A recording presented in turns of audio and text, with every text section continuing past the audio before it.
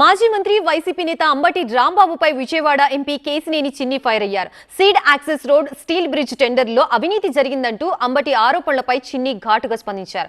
అవినీతి పరుడైన అంబటికి ప్రతిదీ అవినీతిమయంగా కనిపిస్తుందని కేసినేని చిన్ని విమర్శించారు. సీడ్ యాక్సెస్ రోడ్డుతో పాటు స్టీల్ బ్రిడ్జిలో అనేక అక్రమాలు జరిగాయని అంబటి రాంబాబు చేసిన వ్యాఖ్యలపై మనతో మాట్లాడుతూ విజయవాడ ఎంపీ కేసినేని చిన్ని ఉన్నారు. సార్, నేను అంబటి రాంబాబు మాట్లాడుతూ ఇటు స్టీల్ బ్రిడ్జి కానీ అదేవిధంగా సీడ్ యాక్సెస్ రోడ్లో అనేక అక్రమాలు జరిగాయి, అంతా అవినీతిమయంగా మారిందంటున్నారు. సీడ్ యాక్సెస్ రోడ్డు 2014-19 సమయంలో మొదలైంది. ఆ మొదలైన సమయంలో సుమారు 70% ఆఫ్ రోడ్డు ఆ సమయంలోనే పూర్తయింది. కొన్ని చోట్ల రైతులు స్థలాలు ఇవ్వలేకపోవడం వల్ల అక్కడక్కడ పార్ట్ల వరకు మరి ఆగి ఉంది. మనం అందరం చూసాం. గత 10 సంవత్సరాల కాలంలో సీడ్ యాక్సెస్ రోడ్లో ఎన్నోసార్లు మరి అప్పుడున్న ముఖ్యమంత్రులు కానీ మంత్రులుగా పనిచేసిన గత ప్రభుత్వంలో వాళ్ళందరూ కూడా వెళ్ళుంటారు. మరి గత ప్రభుత్వం మీదే కదా 2019 నుంచి 24 దాకా సీడ్ యాక్సెస్లో ఎక్విజిషన్ జరిగినప్పుడు అక్రమాలు ఉంటే మరి ఆ రోజు ఎందుకు మీరు ప్రభుత్వంలో ఉన్నప్పుడు నిరూపించలేకపోయారు?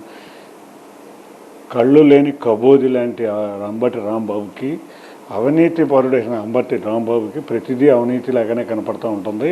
బ్రహ్మాండమైన రోడ్డు తీసుకొచ్చి అభివృద్ధి చేస్తున్నాం. తప్పకుండా ప్రజలందరూ నిన్నటి నుంచి చాలా హ్యాపీగా ఉన్నారు. రైతులు కూడా చాలా ఆనందంగా ఉన్నారు. అంటే ఈ బ్రిడ్జికి కానీ ఈ రోడ్డుకి కానీ పెట్టినంత ఖర్చు దేశంలో ఏ రోడ్డుకి కానీ ఏ బ్రిడ్జికి కూడా పెట్టలేదని కూడా అంటుంటారు. అదేలే, ఒక బాత్రూంలో 50 లక్షల టబ్బులు వేసిన వాళ్ళకి, రాజమహల్ ఇల్లుగా కట్టుకున్న వాళ్ళకి మరి అట్టాగే కనపడుతూ ఉంటాయిగా. మేము ఏది చేసినా ప్రజా అవసరాల కోసమే చేస్తాం. కానీ ముఖ్యమంత్రికి కోటలు కట్టి ప్రభుత్వ ధనాన్ని 50 లక్షల టబ్బులకి లేకపోతే కోట్ల అది ధనం వేసేలా ఇవాళ అక్కడ స్టీల్ బ్రిడ్జ్ చేశారు. దాన్ని టెండర్లో పార్టిసిపేట్ చేశారు. అందరూ కూడా టెండర్లో పార్టీ చేసినప్పుడు కనపడలేదా మీకు? టెండర్లు ఓపెన్ చేసినప్పుడు కనపడలేదా?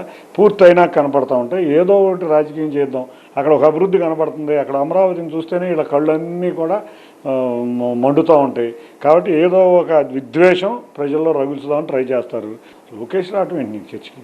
అయితే అసలు లోకేష్కి స్టీల్ బ్రిడ్జ్కి సంబంధం ఏంటి? లోకేష్ గారు విద్యాశాఖ మంత్రి, ఆయనకేంటి సంబంధం?